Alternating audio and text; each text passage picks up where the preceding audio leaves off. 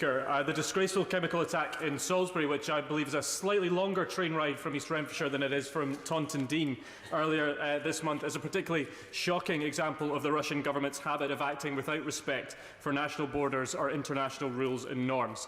Russia has acted this way for a long time, growing bolder, escalating and interfering further and further beyond its own borders. And the threat it poses to our national security can be seen in the treatment of its neighbours.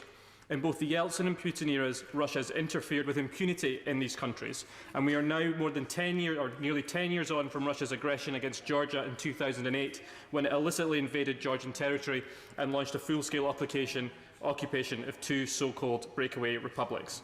That led to the expulsion of ethnic Georgians from parts of their own country. But this interference and aggression goes back much further than 2008.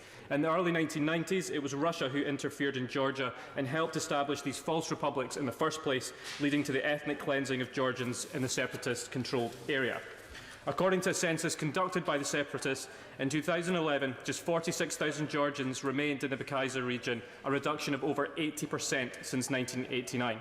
In South Ossetia, there's been a reduction of over 85% in Georgians since 1989. Houses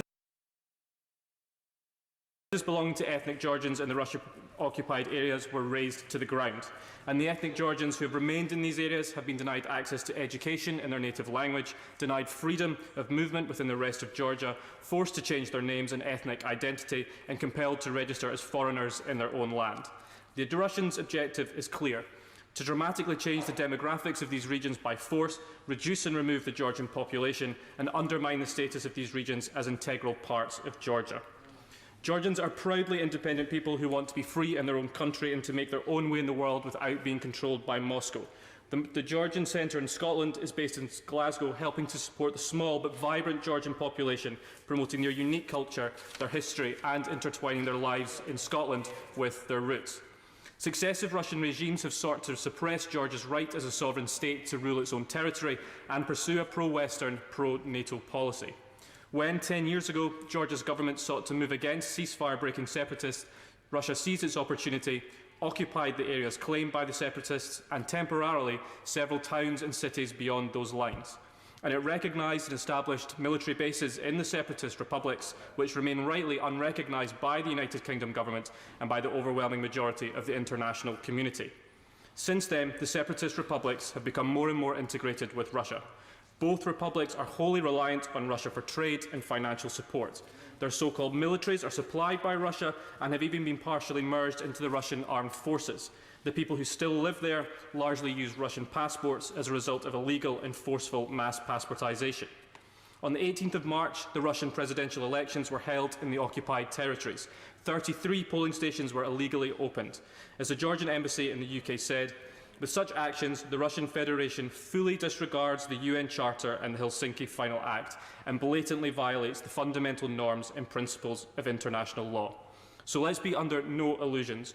Russia is occupying sovereign Georgian territory just as it is occupying sovereign Ukrainian territory in the Crimea and the Donbass.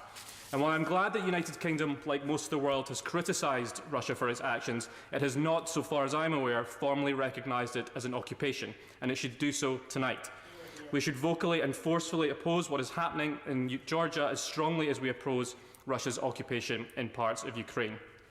10 years on from the aggression that intensified this occupation, we have to redouble our support for Georgia, its independence and its territorial integrity. We cannot allow this issue to slip down the international agenda and let Putin off the hook. We must demand human rights for all people, especially ethnic Georgians in the Russian-occupied areas, and that includes access to those areas for international human rights monitors, access which is currently being systematically denied. These territories are occupied by Russia. They are integral parts of Georgia, and they should be returned to Georgia. Putin's disrespect for international norms does not stop a certain distance from Russia's borders. The Salisbury attack and all of his attempts to interfere in the West come from the same mindset as that occupation of Georgia, and we ignore that at our peril. If we are to stand up to Putin, stand up for peace, freedom and international norms, and stand up for ourselves and the security of our nation, then we must also stand up for Georgia and all victims of Russian expansionism. Rachel Muscle. I'm grateful, Mr.